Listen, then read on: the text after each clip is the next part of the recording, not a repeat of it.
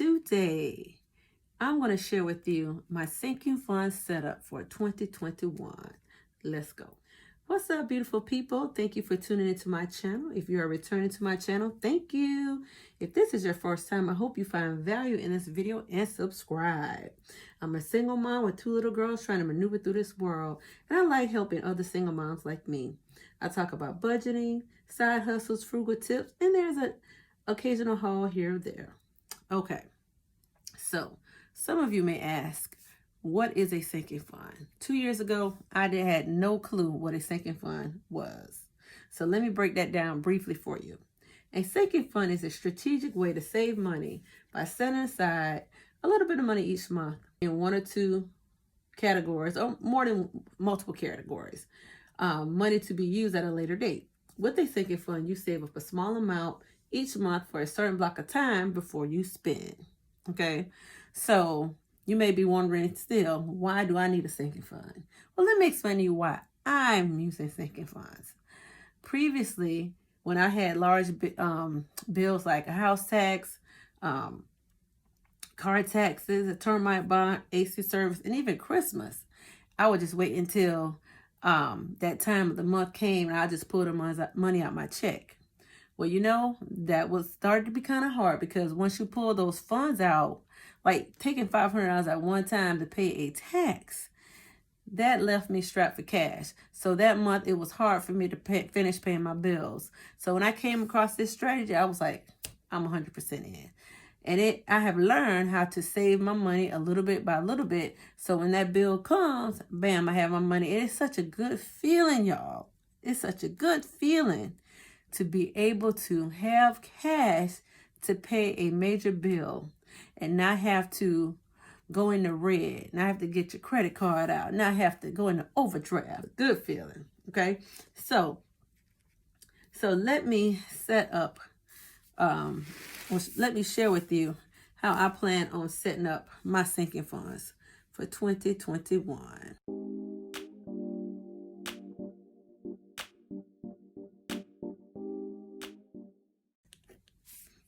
Okay, so my first category, I'm going to call it one-time bills, but it may also consist of something I may pay twice a year, okay? Okay, so those items, there are 1, 2, 3, 4 items that I have to pay twice a year or at least once a year, okay? So my car taxes, of course, that's one time a year. Okay. Then I have my house taxes, termite bond,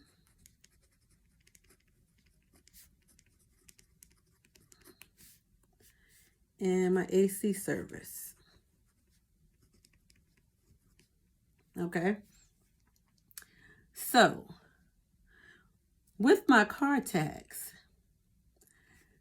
that is normally, I have 2 vehicles. So both of them combined, the taxes will be around $600. Okay. And they are due, like one of them, put up here due dates. And it's good, they're pretty much 6 months apart. One is due in July, and the other one is around November, December. I think it's more December-ish. Okay, so those are the dates for those 2.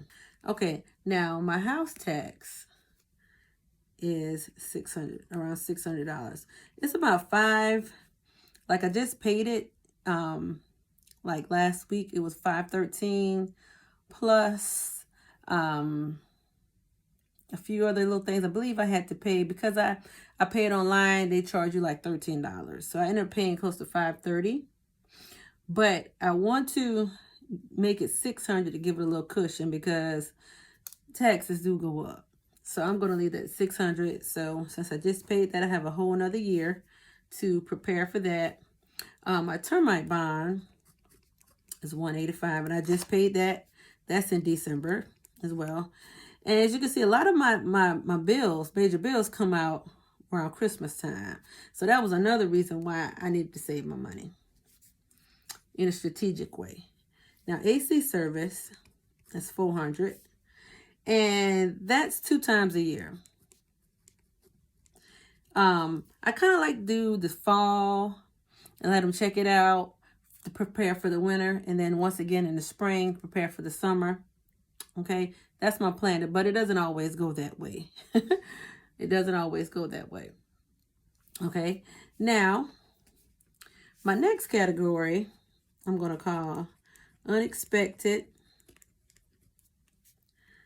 / other. It's like a combo of things.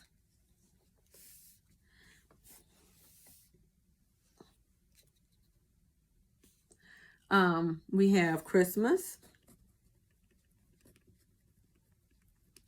And I decided that this year, last year my budget was around $440. But I think this year, you know, with my kids getting older, I'm going to bump it up to $880. And I also want to be able to give more to my family and friends this year as well. Last year was a tough year. We were definitely Christmas on the budget last year, but I want to do better saving this year. Okay, rainy day. A rainy day fund is $1,000, and that's kind of like one of my emergency funds. Of course, you know, I have money in my savings account, but I like having a rainy day fund as well. Okay, gifts. Gifts will be $500. Okay, then we also have lawn care. Because, you know, of course, right now I don't need it, but when the spring, summer hits, then I'll get my grass cut every 2 weeks. And I also need to take care of my leaves, which I'm trying to come up with another plan to handle that, so I won't have to pay for that every year. But we'll see how that goes. So I budgeted around $480 for that. Okay, car repair. I budgeted around $480 for that as well. Now later on, I may decide to bump that up. I'm not sure. We'll see. But for now, I'm just going to budget it for $480 because I do have warranty on my vehicle, so I'm not too worried about that. And the last one is household.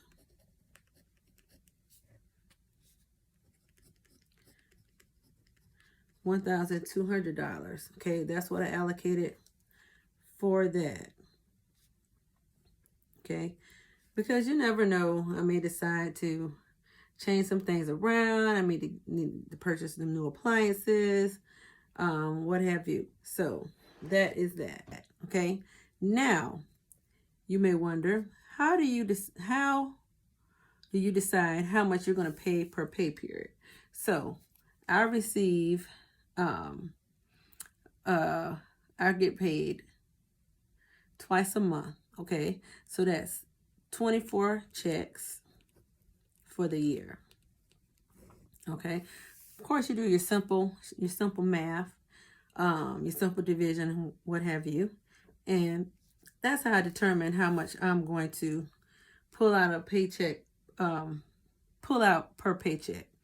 Okay, for example, my car taxes, that's $600 for the year that I want to allocate for car taxes. So just doing the math, that's around $25. And with some of these, I kind of rounded up, just so it'll be easier whenever I stuff that sinking fund. Okay, house taxes, of course, that would be $25 as well per pay period. Termite bond, and I spelled that wrong. Let me get my handy dandy white out. My apologies. Termite bond. What was I thinking? Termite bond. Okay, so for the termite bond, I'm just gonna round it up to $10 a month. That way I won't have to worry about any ones, because it came out to be 7 something, but I'm just going to round it up to 10. That'll be easier. Okay. AC service will be around $15 to $20 per pay period. And I'll probably just round it up to 20. Because like I said, it'll make it much easier to stuff. Much easier to stuff. So that's what I'm going to do per pay period. Okay. So I have 6 months to save for the first one. A year for this one, like a year for this one. And this one will be coming around in the spring. Spring, summerish. Okay. So that should work out. Now for my unexpected / other category, 20 for Christmas, I'm going to do it based on 22 checks because you have those 2 checks in December and you want to already have your money set aside before December comes. Because I usually start Christmas shopping like October, November-ish. Okay, so that will be $40. Okay, for rainy day, I did 40. Gifts. Oh, you know what? I forgot one. I forgot my iPhone. I just straight overlooked that one. Okay, I forgot my iPhone. My iPhone insurance. Because I have decided that I will just save up my money for another iPhone. Because I use my iPhone a lot. I use it for my businesses, get on the internet, for my full-time job. I use it a lot. So I need to keep an iPhone.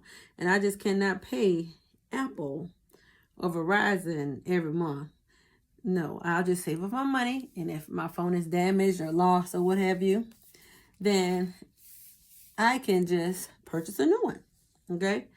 So, I forgot that one. Wow. Okay, let's get back up here to gifts.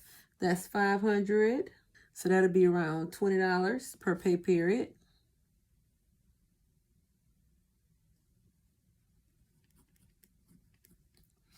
Okay, lawn care. I'm just going to go ahead and do that one. It's 20 as well.